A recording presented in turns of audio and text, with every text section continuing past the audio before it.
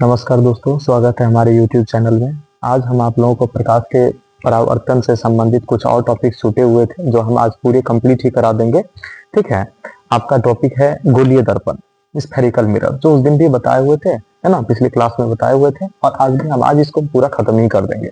ठीक है, तो आज हमें पढ़ना है गोलीय दर्पण। ये गोलीय दर्पण क्या होता है? गोलीय दर्पण वैसे दर्पण को कहा जाता है जिसका परावर्तक सतह क्या हो, गोलीय हो। कैसा हो? गोलीय हो। तब ये गोलीय दर्पण दो टाइप्स के होता है। पहला टाइप्स होता है अवतल गोलीय दर्पण। पहला होता है अवतल गोलीय दर्पण, और दूसरा होता है उत्तल गोलीय दर्पण।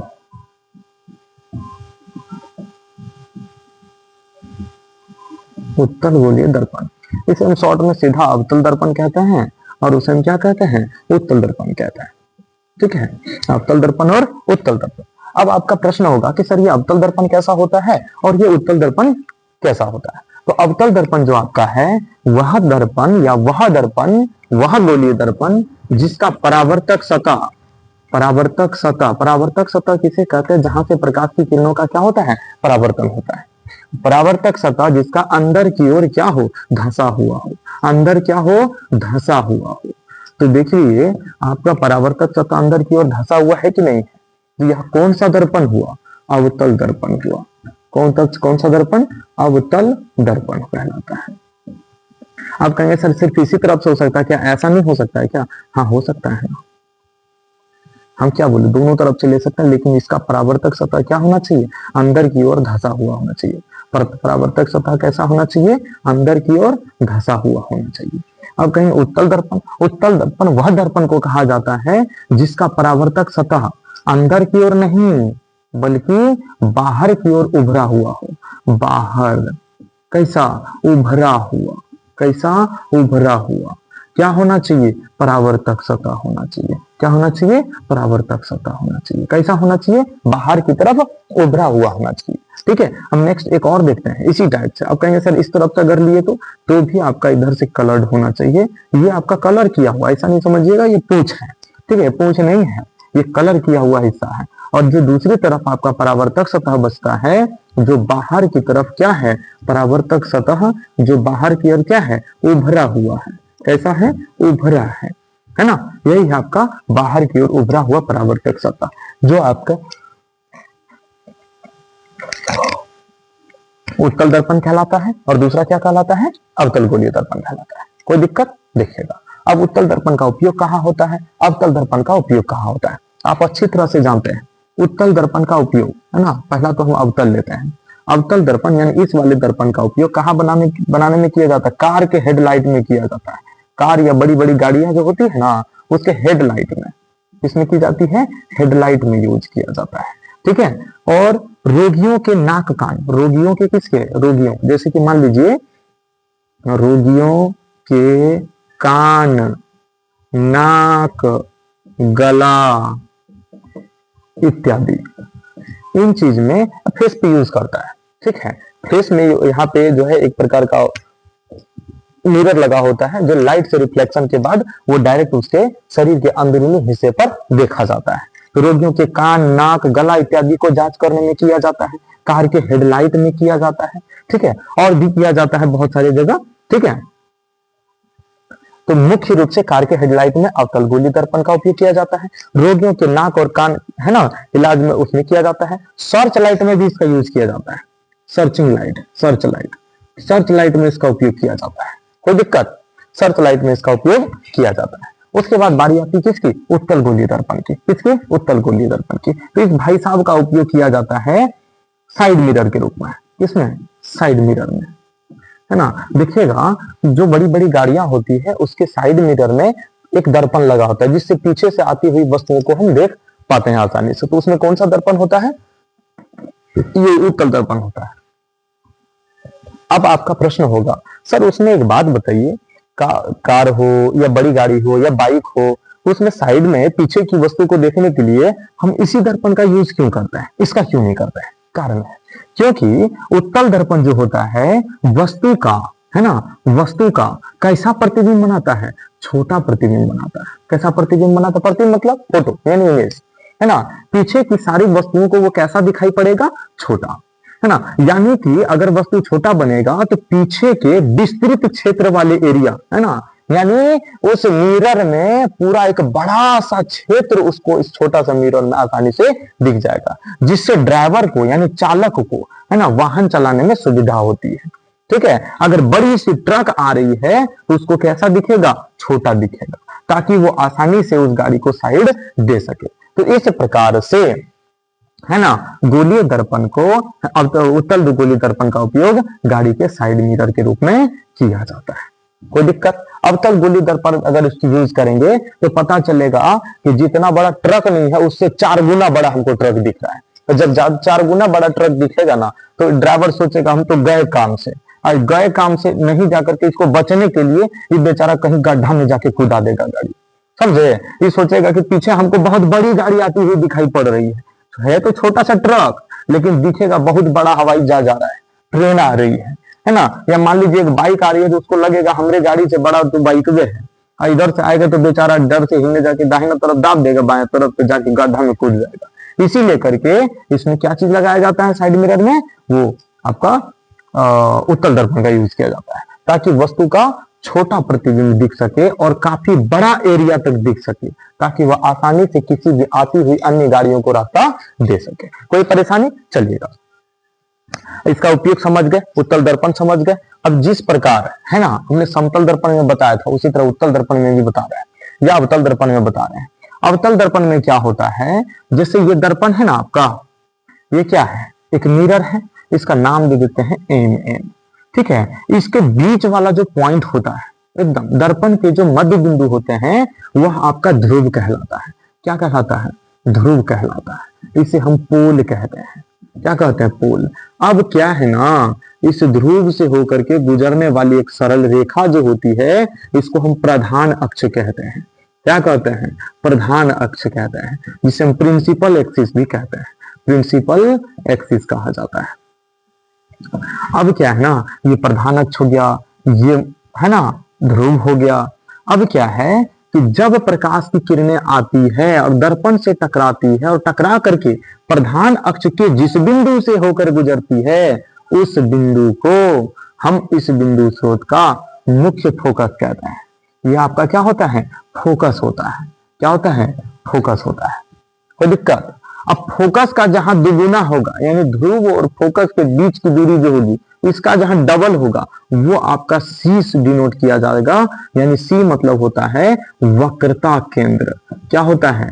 वक्रता केंद्र। क्या होता है? वक्रता केंद्र। अर्थात किसी दर्पण का जो केंद्र बिंदु है वही आपका वक्रता केंद्र होता है। या हम कह सकते हैं कि फोकस और ध्रुव के बीच की जो दूरी है, इसके दोगुने पॉइंट को, है ना, दोगुना जहां पॉइंट आएगा वही आपका वक्रता केंद्र कहलाएगा।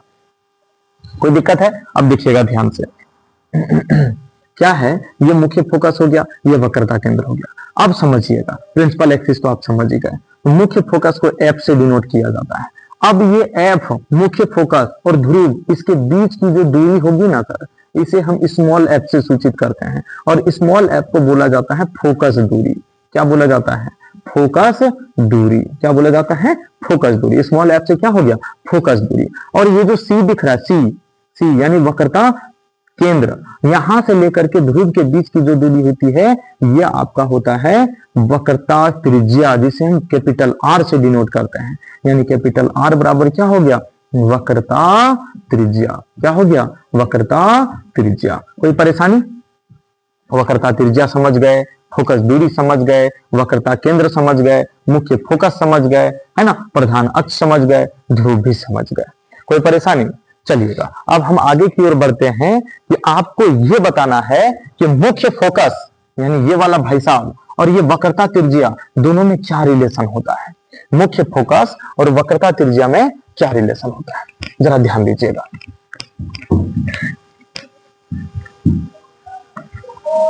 देखिएगा, मुख्य फोकस अभी अभी आपको हम बताएं। मुख्य फोकस क्या है आपका? ये है, एफ है। ठीक है, और ये आपका क्या है? सी वक्रता केंद्र है। मुख्य फोकस एफ है और सी क्या है? वक्रता केंद्र है। तो अब देखिएगा, मुख्य फोकस और ध्रुव के बीच की दूरी को हम क्या बोलते हैं? स्मॉल एफ बोलते हैं। फोकस दूरी बोलते हैं। और ये वक्रता केंद्र और ध्रुव के बीच की दूरी को वो क्या बोलते हैं, वक्रता त्रिज्या बोलते हैं। तो वक्रता त्रिज्या और फोकस दूरी दोनों में एक संबंध होता है। कहा जाता है कि स्मॉल एफ बराबर बड़ी वाली आर बटे 2, यानी कि फोकस दूरी जो है वो वक्रता त्रिज्या की क्या होती है, आधी होती है। क्या होती है, आधी होती है।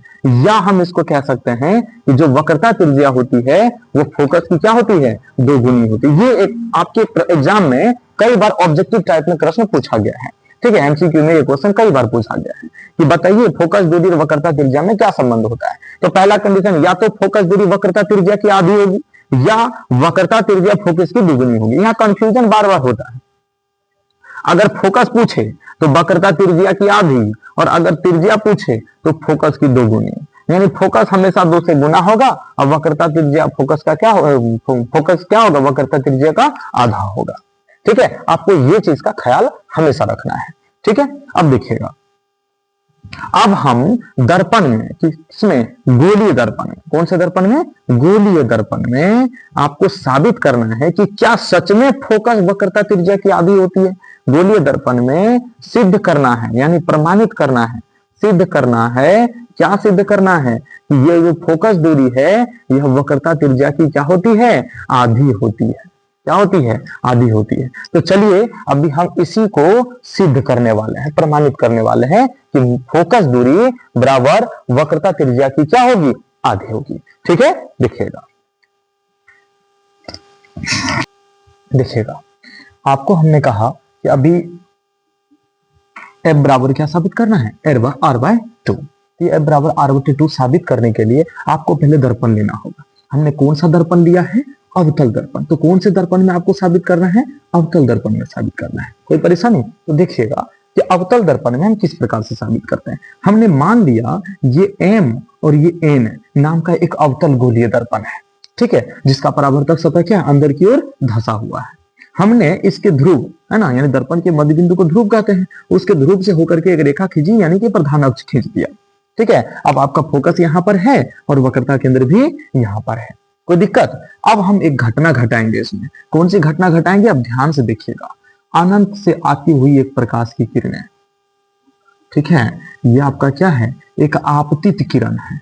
कौन सी किरण है, आपतित किरण है।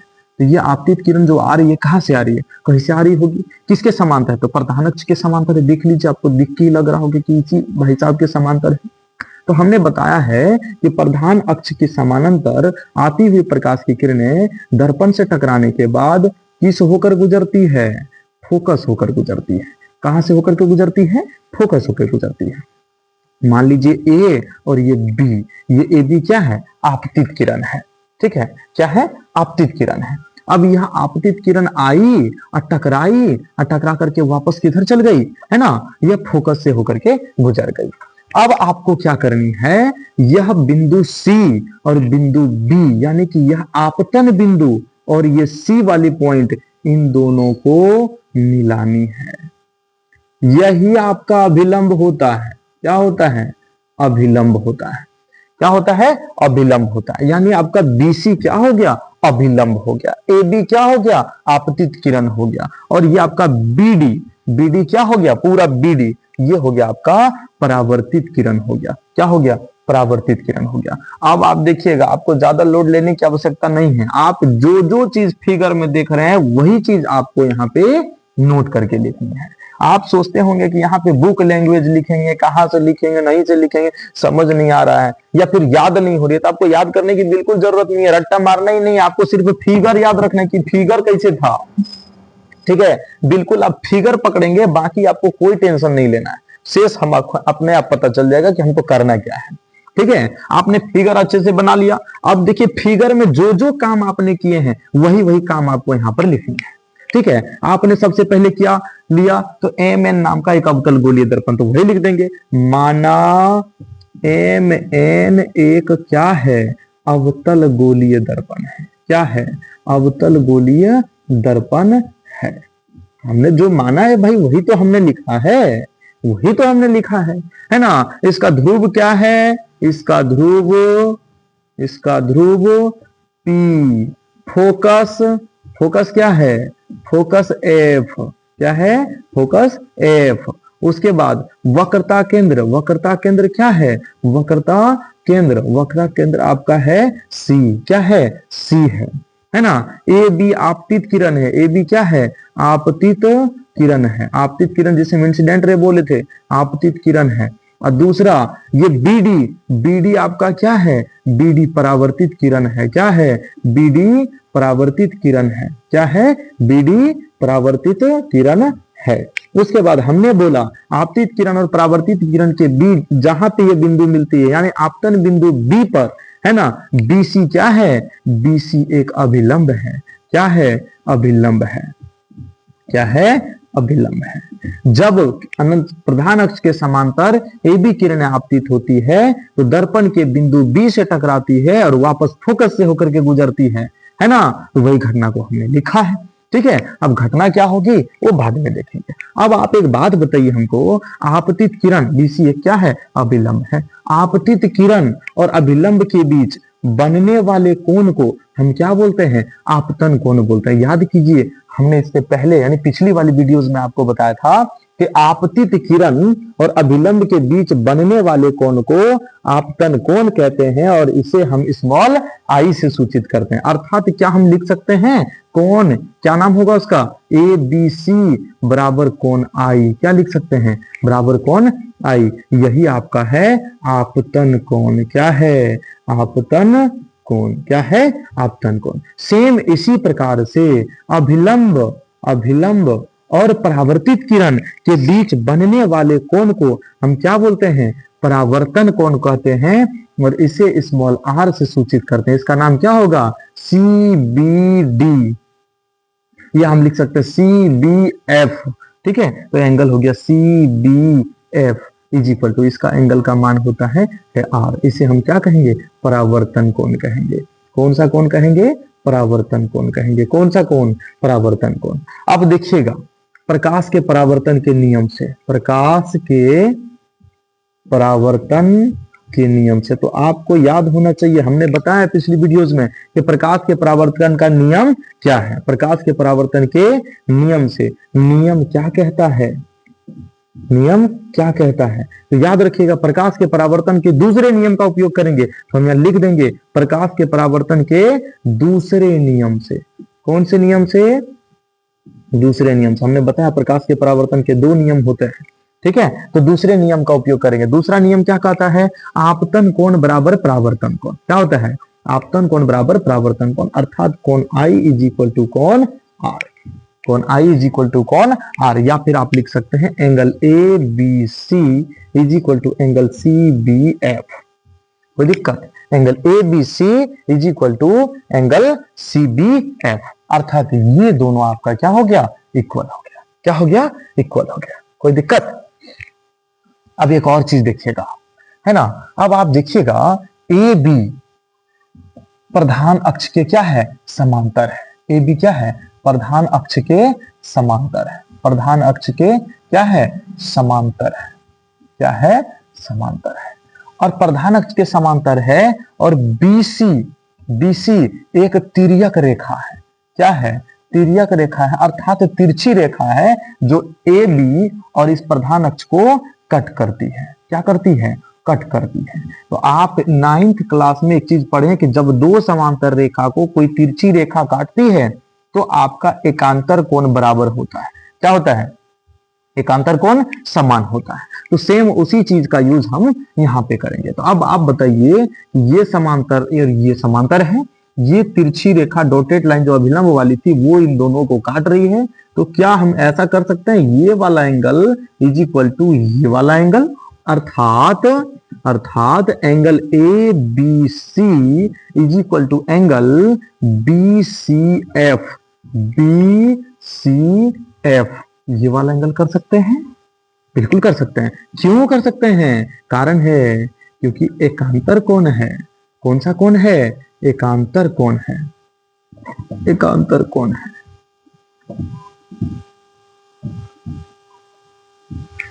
एकांतर कोण है, इसलिए दोनों आपस में क्या है, इक्वल है। अब आप एक चीज बताइए, हमने यहां पर किया एकांतर कोण ये दोनों बराबर है, यहां पर है आपका ये दोनों बराबर, सॉरी ये दोनों बराबर है। तो हम कुछ ऐसा कर सकते हैं क्या, हम कुछ ऐसा कर सकते हैं क्या, इसको इक्वेशन फर्स्ट मान लेते हैं, इसको इक्वेशन सेकंड मान लेते हैं।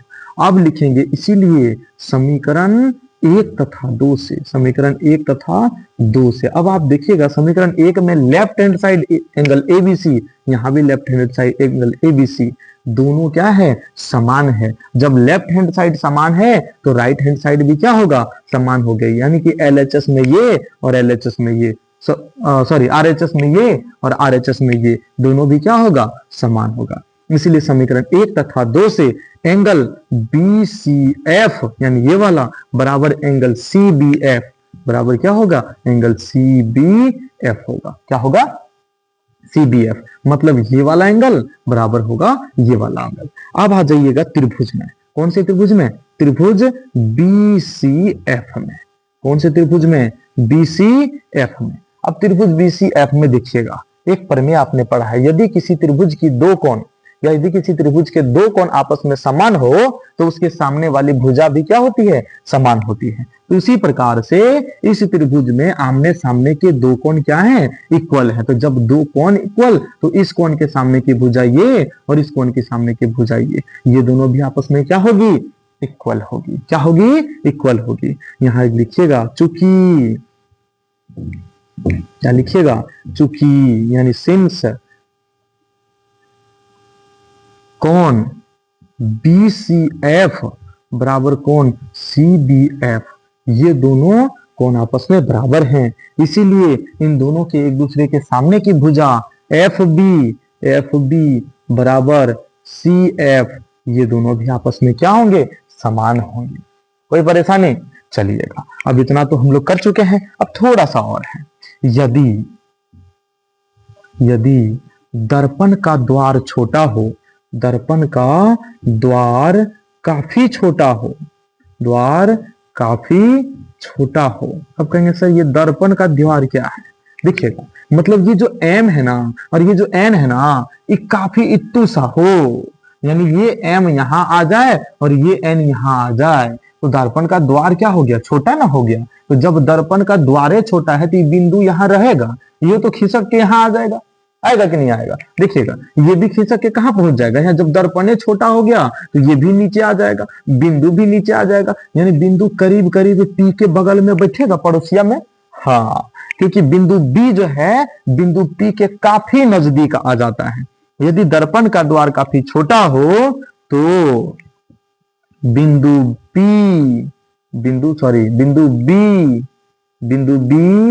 P के काफी निकट होता है, P के काफी क्या होता है, निकट होता है। क्या होता है, निकट होता है। निकट माने नजदीक होता है। और जब बिंदु B बिंदु P के नजदीक आ जाएगा तो जितना बड़ा ये उतने न बड़ा ये हो जाएगा, मतलब ये बाबू साहब और ये बाबू साहब आपस में क्या हो जाएंगे, समान हो जाएंगे। इसीलिए B यानी हम इसका नाम लिख देते हैं भुजा BF इज इक्वल टू भुजा FP, ये दोनों आपस में क्या हो जाएंगे, बराबर हो जाएंगे। क्या होंगे, बराबर होंगे। कोई दिक्कत, चलिएगा अभी हमने एक चीज किया हुआ है, FB बराबर FP, ये दोनों बराबर और ये दोनों बराबर, तो ये तो कॉमन हो गया ना, मतलब ये भाई साहब इसके साथ भी है और ये भाई साहब इसके साथ भी है। इसको आया गुस्सा, इन दोनों को गुस्सा आया, बोला भाई तुमने जो है ना इधर से आके मुझे भी गुस्सा दिला देते हो और मेरे दोस्त को भी भड़का देते हो। यानी कि ये एक तरह से वो काम करता है, क्या बोलते हैं उसको, अरे कान भरने वाला काम करता है। ये इसको भी बोल देता है और ये इसको भी बोलता है, तो इन दोनों में अक्सर झगड़ा होते रहता है। तो इन दोनों को गुस्सा आया, दोनों ने सलाह करके बोला भाई तू ही डिस्टर्ब करता है, एक काम कर तू ही हट, है ना, तो दोनों में जाके बदमाशी करता है। तो उसी प्रकार से FB आपका यहां भी है, FB आपका यहां भी है। तो जब दोनों कॉमन है, ये डिस्टर्ब कर रहा था, बोला एक काम करो ना, हम तुमसे संपर्क कर रहे हैं, ये तुमसे संपर्क कर रहा है, हम दोनों में झगड़ाएं हो रही है, एक काम करो इसी को साफ कर दो, तो दोनों का ठीक ठाक चलने लगेगा। इसी प्रकार से इसे यहां देखिएगा, लेफ्ट हैंड साइड यहां भी लेफ्ट हैंड साइड इक्वल है तो राइट साइड भी क्या होगा, इक्वल होगा। यानी ये तीनों बराबर, तो ये दोनों भी आपस में क्या होंगे, बराबर ही होंगे, यानी समान ही होंगे। तो हम क्या इसको ऐसा लिख सकते हैं, BF के जगह पर CF, यानी CF इज इक्वल टू हो गया FP। क्या हो गया, CF is equal to F P, ये दोनों समान, कोई दिक्कत? चलिएगा अब हम लिख सकते हैं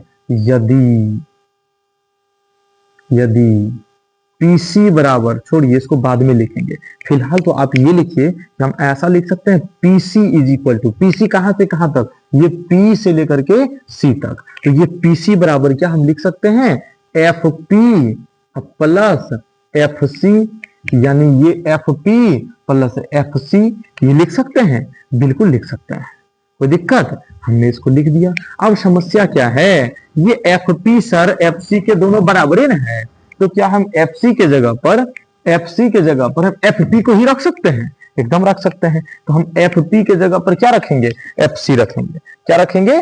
FC रखेंगे। यानी आपका PC is equal to FP, अब प्लस क्या हो जाएगा, FC के जगह पर भी हम क्या रखे, यही FP रखे। क्यों? क्योंकि ये दोनों आपस में क्या है, समान है। तो ये हो गया आपका FP। अब यहां भी FP, यहां भी FP, तो ये PC is equal to 2FP हो गया। कितना हो गया? 2FP। अब देखिएगा, अब इसी भाई साहब का तो इस्तेमाल करना है। अब